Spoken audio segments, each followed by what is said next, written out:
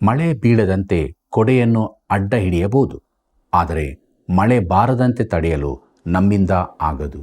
ಹಾಗೆ ದೇವರು ನಮ್ಮನ್ನು ಪ್ರೀತಿಸದಂತೆ ತಡೆಯಲು ನಮ್ಮಿಂದ ಆಗದು.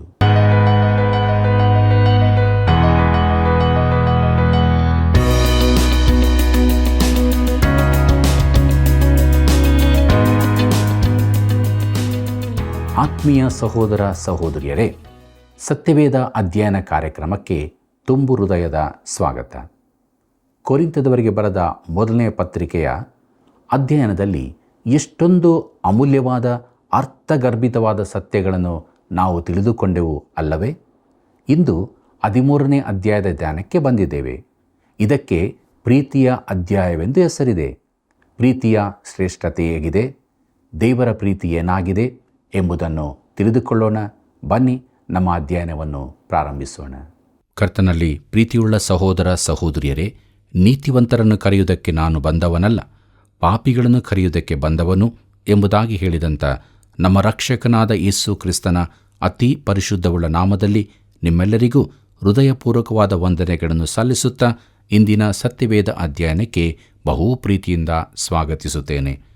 ಪ್ರೀತಿಯುಳ್ಳ ದೇವಜನರೇ, ಕೊರಿಂಥದವರಿಗೆ ಬರೆದಂಥ ಮೊದಲನೇ ಪತ್ರಿಕೆಯ 13ನೇ ಅಧ್ಯಾಯದ ಧ್ಯಾನಕ್ಕೆ ನಾವು ಬಂದಿದ್ದೇವೆ.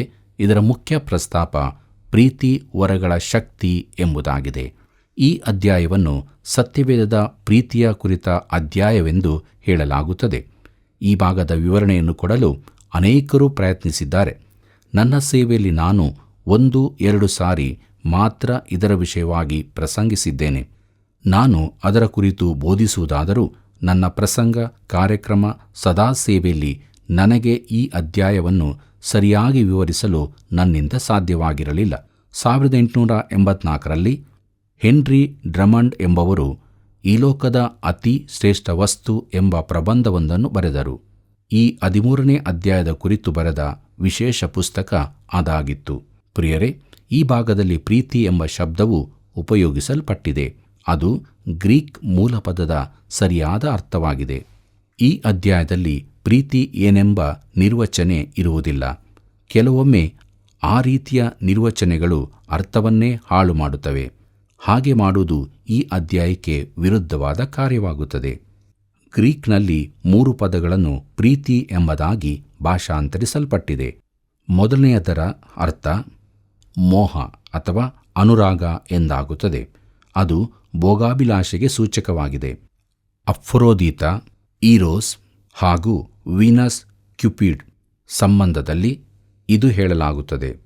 ಈ ದಿನಗಳಲ್ಲಿ ಅದನ್ನು ಲೈಂಗಿಕ ಆಶೆ ಎನ್ನುತ್ತೇವೆ.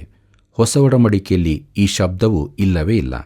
ಎರಡನೇ ಅರ್ಥ ಮಮತೆ ಅಥವಾ ವಾತ್ಸಲ್ಯ ಎಂಬುದಾಗಿ.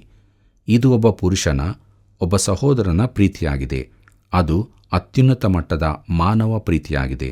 ಮೂರನೇ ಅರ್ಥ ಪ್ರೀತಿ ಎಂಬುದಾಗಿ ಹೊಸ ಒಡಂಬಡಿಕೆಯಲ್ಲಿ ಉಪಯೋಗಿಸಲ್ಪಟ್ಟದ್ದು. ಅದು ಭಾವನೆಗಳಿಗಿಂತ ಮೇಲಿನದು.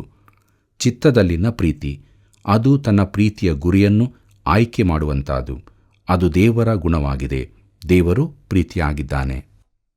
ಪ್ರಿಯರೇ, ಈ ಅಧ್ಯಾಯದ ಬಾಹ್ಯ ರೂಪುರೇಖೆಯನ್ನು ಕೊಡುತ್ತೇನೆ.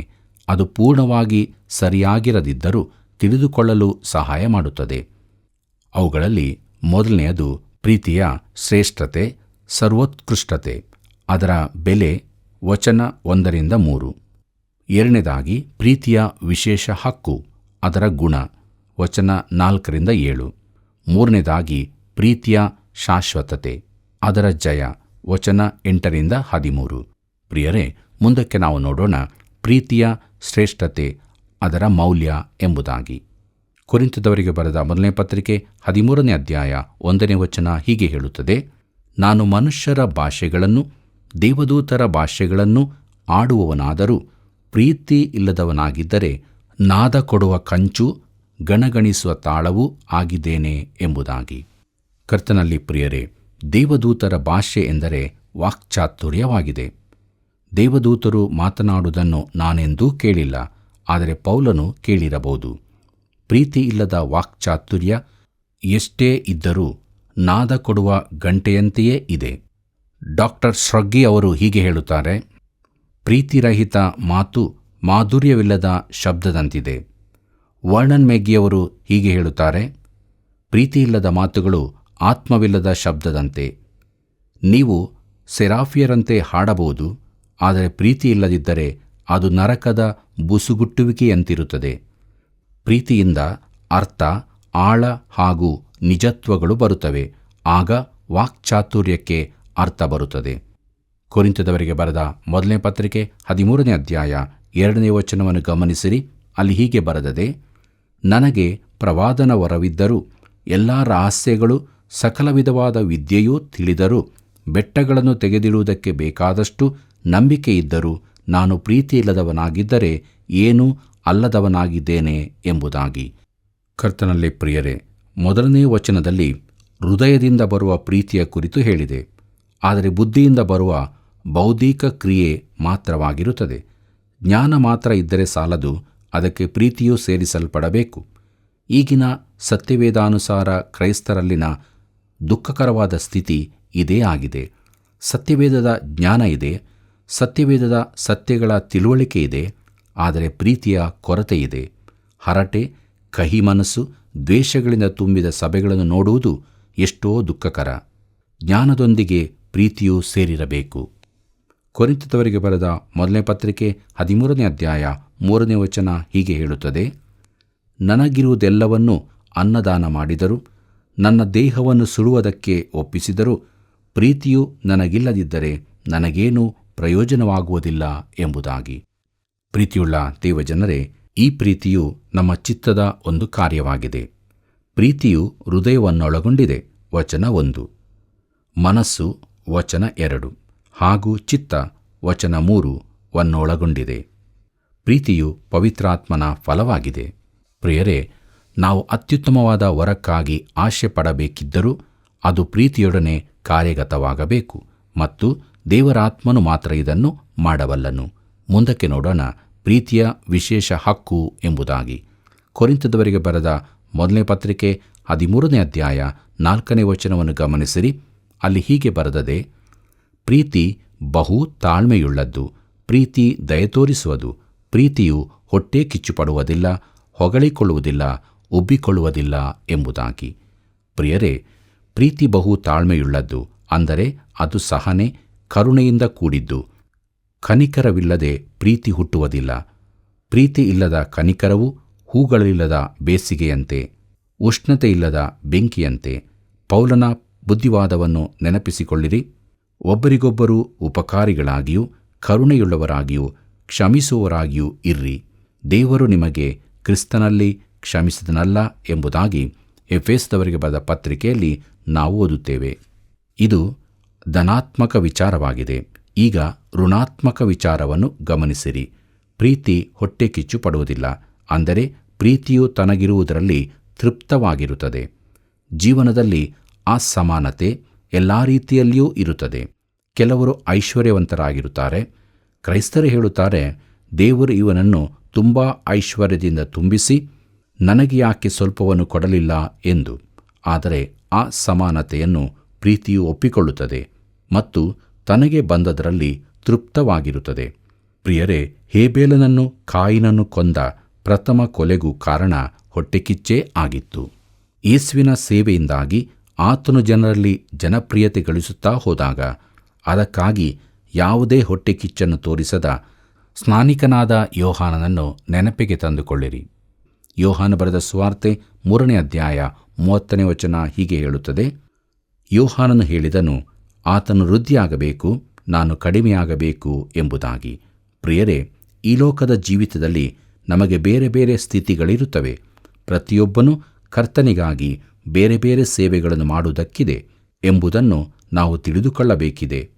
ಕರ್ತನು ತಾನೇ ಪೇತ್ರನಿಗೆ ಹೇಳಿದ ಮಾತನ್ನು ನಾವು ನೆನಪಿಸಿಕೊಳ್ಳಬಹುದು. ನಾನು ಬರುವ ತನಕ ಇವನು ಇರಬೇಕೆಂದು ನನಗೆ ಮನಸ್ಸಿದ್ದರೆ ಅದು ನಿನಗೇನು, ನೀನು ನನ್ನನ್ನು ಹಿಂಬಾಲಿಸು ಎಂಬುದಾಗಿ. ಯೋಹಾನ ಬರೆದ ಸುವಾರ್ತೆ 21ನೇ ಅಧ್ಯಾಯ 22ನೇ ವಚನದಲ್ಲಿ ಇದನ್ನು ನಾವು ಓದುತ್ತೇವೆ. ಬೇಕೇನ್ ಎಂಬವರು ಹೇಳಿದ್ದಾರೆ, ಹೊಟ್ಟೆಕಿಚ್ಚು ಎಂಬುದು ಕೆಟ್ಟದಾದ ಮಮತೆಯಾಗಿದೆ, ಅದು ಕೆಟ್ಟು ಹೋಗಿರುತ್ತದೆ ಎಂಬುದಾಗಿ. ಪ್ರೀತಿಯುಳ್ಳ ದೇವಜನರೇ, ಹೊಟ್ಟೆ ಕಿಚ್ಚಿಲ್ಲದೆ ಇನ್ನೊಬ್ಬನನ್ನು ಪ್ರೀತಿಸಿದ್ದರ ಅತ್ಯುತ್ತಮ ಉದಾಹರಣೆ ಯೋನಾತಾನನದು.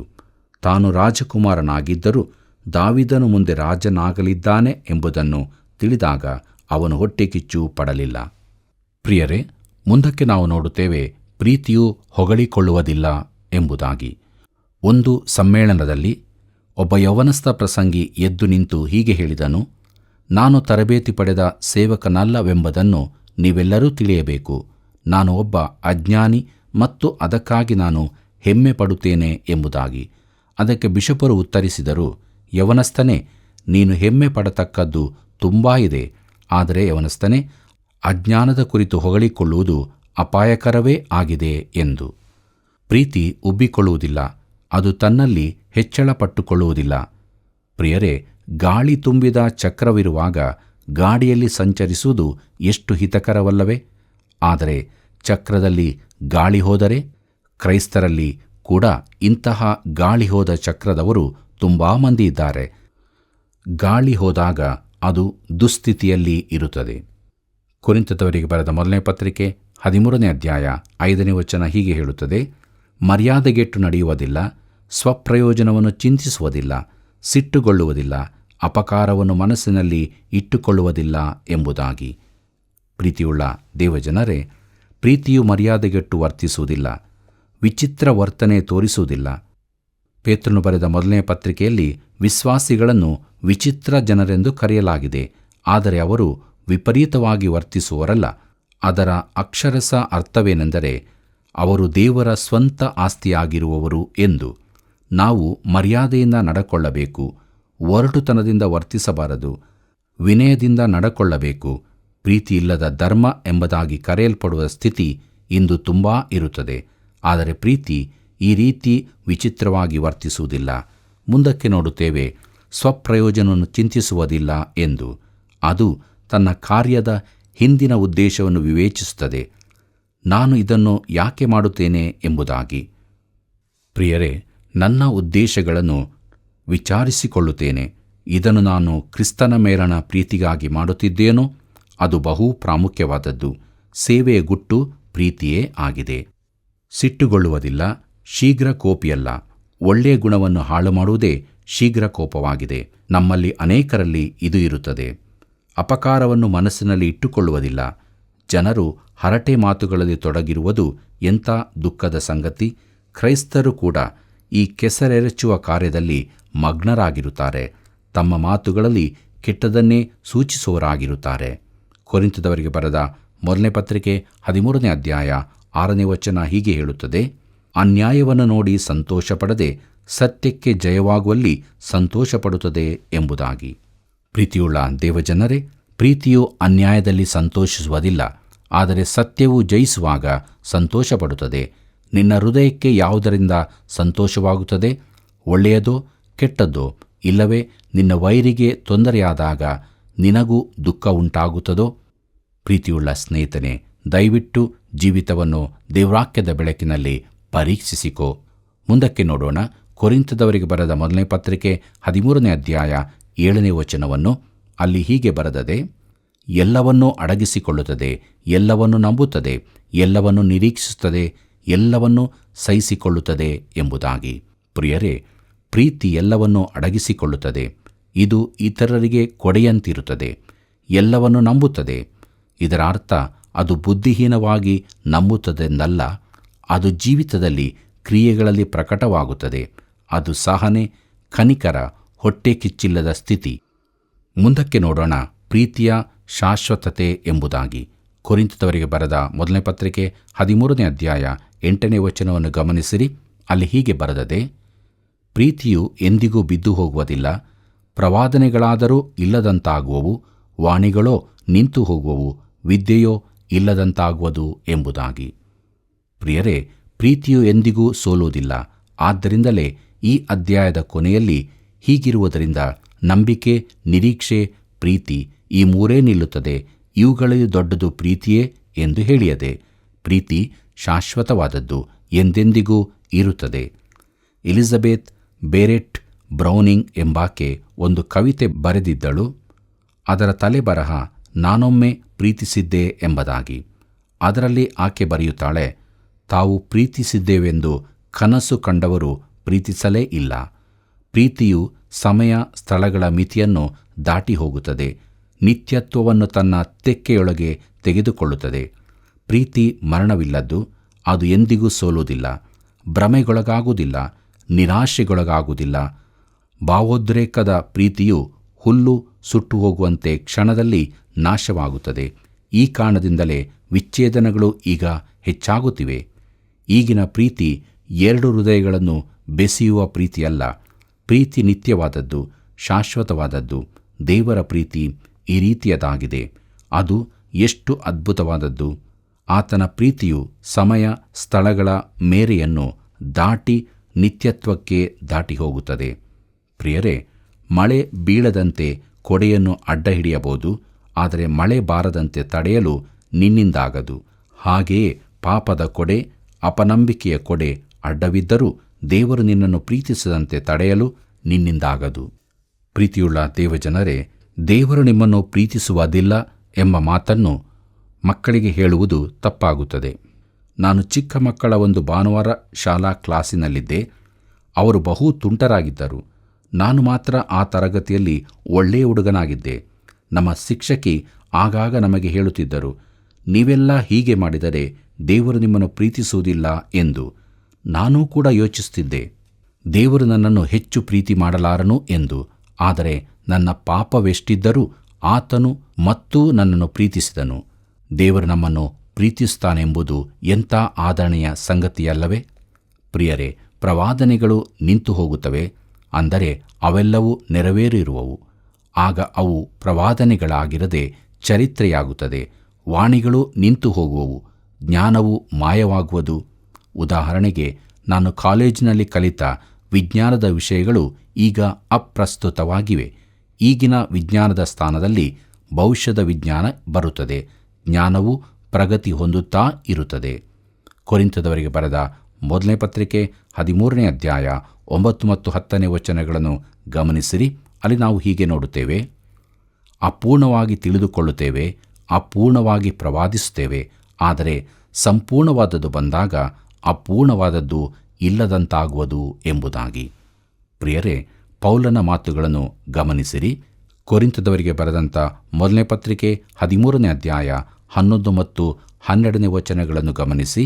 ಅಲ್ಲಿ ಹೀಗೆ ಬರೆದದೆ, ನಾನು ಬಾಲಕನಾಗಿದ್ದಾಗ ಬಾಲಕನ ಮಾತುಗಳನ್ನಾಡಿದೆನು, ಬಾಲಕನ ಸುಖ ದುಃಖಗಳನ್ನು ಅನುಭವಿಸಿದೆನು, ಬಾಲಕನ ಆಲೋಚನೆಗಳನ್ನು ಮಾಡಿಕೊಂಡೆನು. ಪ್ರಾಯಸ್ಥನಾದ ಮೇಲೆ ಬಾಲ್ಯದವುಗಳನ್ನು ಬಿಟ್ಟು ಬಿಟ್ಟೆನು. ಈಗ ಕಂಚಿನ ದರ್ಪಣದಲ್ಲಿ ಕಾಣಿಸುವಂತೆ ದೇವರ ಮುಖವು ನಮಗೆ ಮೊಬ್ಬಾಗಿ ಕಾಣಿಸುತ್ತದೆ. ಆಗ ಮುಖಾಮುಖಿಯಾಗಿ ಆತನನ್ನು ನೋಡುವೆವು. ಈಗ ಸ್ವಲ್ಪ ಮಾತ್ರ ನನಗೆ ತಿಳಿದದೆ, ಆಗ ದೇವರು ನನ್ನನ್ನು ಸಂಪೂರ್ಣವಾಗಿ ತಿಳುಕೊಂಡಂತೆ ನಾನು ಸಂಪೂರ್ಣವಾಗಿ ತಿಳುಕೊಳ್ಳುವೆನು ಎಂಬುದಾಗಿ. ಪ್ರಿಯರೇ, ಅನೇಕರು ಕೇಳುತ್ತಾರೆ, ಪರಲೋಕದಲ್ಲಿ ನನ್ನ ಪ್ರಿಯರ ಪರಿಚಯ ನನಗಾಗುತ್ತದೋ ಎಂದು. ಖಂಡಿತವಾಗಿ ಹೌದು. ಅದಕ್ಕೆ ಆತ್ಮಿಕ ಆಧಾರವೇನು? ಈಗ ನಾವು ದರ್ಪಣದಲ್ಲಿ ಮೊಬ್ಬಾಗಿ ನೋಡುತ್ತೇವೆ ಎಂಬುದೇ. ಪ್ರೀತಿಯುಳ್ಳ ದೇವಜನರೇ, ಕೊನೆಯದಾಗಿ ಕೊರಿಂಥದವರಿಗೆ ಬರೆದಂಥ ಮೊದಲನೇ ಪತ್ರಿಕೆ 13ನೇ ಅಧ್ಯಾಯ 13ನೇ ವಚನವನ್ನು ಗಮನಿಸಿರಿ. ಅಲ್ಲಿ ಹೀಗೆ ಬರೆದದೆ, ಹೀಗಿರುವುದರಿಂದ ನಂಬಿಕೆ, ನಿರೀಕ್ಷೆ, ಪ್ರೀತಿ ಈ ಮೂರೇ ನಿಲ್ಲುತ್ತವೆ, ಇವುಗಳಲ್ಲಿ ದೊಡ್ಡದು ಪ್ರೀತಿಯೇ ಎಂಬುದಾಗಿ. ಪ್ರೀತಿಯುಳ್ಳ ಸಹೋದರ ಸಹೋದರಿಯರೇ, ನಮ್ಮ ನಂಬಿಕೆಯ ಉದ್ದೇಶ ಸಫಲವಾಗುತ್ತದೆ, ನಮ್ಮ ನಿರೀಕ್ಷೆಗಳೆಲ್ಲ ನೆರವೇರುತ್ತವೆ. ಆಗ ನಮಗೆ ನಿರೀಕ್ಷಿಸಲು ಏನೂ ಇರುವುದಿಲ್ಲ. ಆದ್ದರಿಂದ ನಿರೀಕ್ಷೆ ಕಾಣದೆ ಹೋಗುತ್ತದೆ. ನಂಬಿಕೆಯ ಅಗತ್ಯವೂ ಇರುವುದಿಲ್ಲ, ಆದರೆ ಪ್ರೀತಿಯು ಉಳಿಯುತ್ತದೆ. ಈ ಮೂರಲ್ಲಿ ದೊಡ್ಡದು ಪ್ರೀತಿಯೇ ಎಂಬುದಾಗಿ ನೋಡುವಾಗ ಕ್ರೈಸ್ತ ಭಾಷೆಯಲ್ಲಿ ನಂಬಿಕೆ, ನಿರೀಕ್ಷೆ, ಪ್ರೀತಿ ಇವು ಹೆಚ್ಚಿನ ಪದಗಳಾಗಿರುತ್ತವೆ. ಪ್ರಿಯರೇ, ಪೌಲನು ಅರ್ಥವಿಲ್ಲದ ಶಬ್ದವನ್ನಾಗಿ ಪ್ರೀತಿಯನ್ನು ವಿವರಿಸಿಲ್ಲ. ಅವನು ಯೇಸು ಕ್ರಿಸ್ತನ ಜೀವನ ಚರಿತ್ರೆಯನ್ನು ಬರೆದಿದ್ದಾನೆ. ಆತನ ಕುರಿತು ಹೀಗೆ ಬರೆದಿದ್ದಾನೆ, ಲೋಕದಲ್ಲಿರುವ ತನ್ನವರನ್ನು ಪ್ರೀತಿಸಿ ಪರಿಪೂರ್ಣವಾಗಿ ಅವರನ್ನು ಪ್ರೀತಿಸುತ್ತಾ ಬಂದನು ಎಂಬುದಾಗಿ. ಯೋಹಾನ ಬರೆದ ಸುವಾರ್ತೆ 13ನೇ ಅಧ್ಯಾಯ 1ನೇ ವಚನದಲ್ಲಿ ಇದನ್ನು ನಾವು ನೋಡುತ್ತೇವೆ. ಯೇಸುವಿನ ಪ್ರೀತಿ ಶಾಶ್ವತ ಪ್ರೀತಿಯಾಗಿದೆ.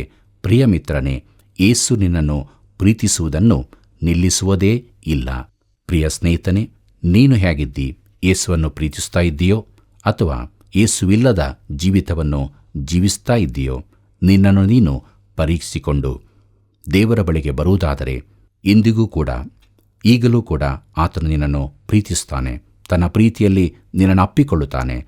ನಿತ್ಯ ಜೀವವನ್ನು ನಿನಗೆ ಕೊಡುತ್ತಾನೆ. ಹಾಗಾದರೆ ಪ್ರಿಯರೇ, ಇಂದೇ ಯೇಸುವಿನ ಬಳಿಗೆ ಬರೋಣವೇ? ಯೇಸುವನ್ನು ಪ್ರೀತಿಸಿ ನಿತ್ಯ ಜೀವವನ್ನು ನಮ್ಮದಾಗಿ ಮಾಡಿಕೊಳ್ಳೋಣ.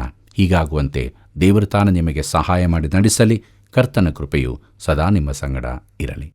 ಪ್ರಿಯರೇ, ದೇವರು ಪ್ರೀತಿಯಾಗಿದ್ದಾನೆ. ಅದು ಆತನ ಗುಣವಾಗಿದೆ.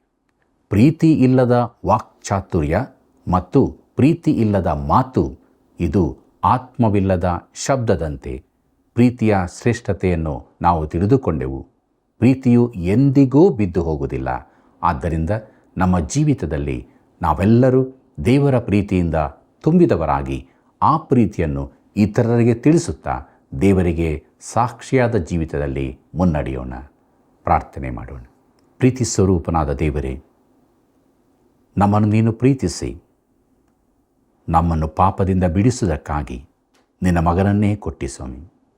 ಯೇಸುವೆ, ನಮಗೋಸ್ಕರ ನೀನು ತಾಳಿದಂಥ ಎಲ್ಲ ಕಷ್ಟಗಳನ್ನು, ನಿನ್ನ ಮರಣವನ್ನು, ನಿನ್ನ ಪುನರುತ್ಥಾನವನ್ನು ಯಾವಾಗಲೂ ನೆನಪು ಮಾಡಿಕೊಳ್ಳುತ್ತಾ ನಿನ್ನ ಆತ್ಮನ ಮೂಲಕವಾಗಿ ನಿನ್ನ ಪ್ರೀತಿಯಿಂದ ತುಂಬಿದವರಾಗಿ ನಮ್ಮ ಜೀವಿತದಲ್ಲಿ ನಿನ್ನ ಹಿಂಬಾಲಿಸುವುದಕ್ಕೆ ಸಹಾಯ ಮಾಡು. ತಂದೆಯಾದ ದೇವರೇ, ಯಾರ್ಯಾರು ಸ್ವಾಮಿ ಕಣ್ಣೀರಿನಿಂದ ನಿನ್ನ ಬಳಿ ಬೇಡುತ್ತಾ ಇದ್ದಾರೋ ಅವರ ಪ್ರಾರ್ಥನೆಗಳನ್ನು ಆಲಿಸು. ನಿನ್ನ ಪ್ರೀತಿಯಿಂದ ಅವರನ್ನು ತುಂಬಿಸು. ಅವರ ಕಷ್ಟಗಳಿಂದ ಬಿಡಿಸು. ಅಗತ್ಯತೆಗಳನ್ನು ನೀನು ಪೂರೈಸು. ನಿನ್ನಿಂದ ದೂರವಾದವರು ಕೂಡ ನಿನ್ನ ಪ್ರೀತಿಯನ್ನು ಕಂಡುಕೊಂಡು ನಿತ್ಯ ಜೀವದ ನಿರೀಕ್ಷೆಗೆ ಬರುವಂತೆ ಸಹಾಯ ಮಾಡಿ ನಡೆಸು. ಯೇಸುವಿನ ನಾಮದಲ್ಲಿ ಬೇಡಿದ್ದೇವೆ ತಂದೆಯೇ, ಆಮೆನ್. ಪ್ರಿಯ ವೀಕ್ಷಕರೇ, ದೇವರ ಪ್ರೀತಿಯ ಗುಣವನ್ನು ತಿಳಿದುಕೊಂಡು ಆಶೀರ್ವದಿಸಲ್ಪಟ್ಟ ನೀವೆಲ್ಲರೂ ಇತರರು ಸತ್ಯವನ್ನು ತಿಳಿದುಕೊಳ್ಳಲು ಹಿಂದೆ ಕರೆ ಮಾಡಿರಿ. ಈ ಸೇವೆಯನ್ನು ಪ್ರೋತ್ಸಾಹಿಸಿರಿ. ಮತ್ತೆ ನಾವು ಭೇಟಿಯಾಗೋಣ. ವಂದನೆಗಳು.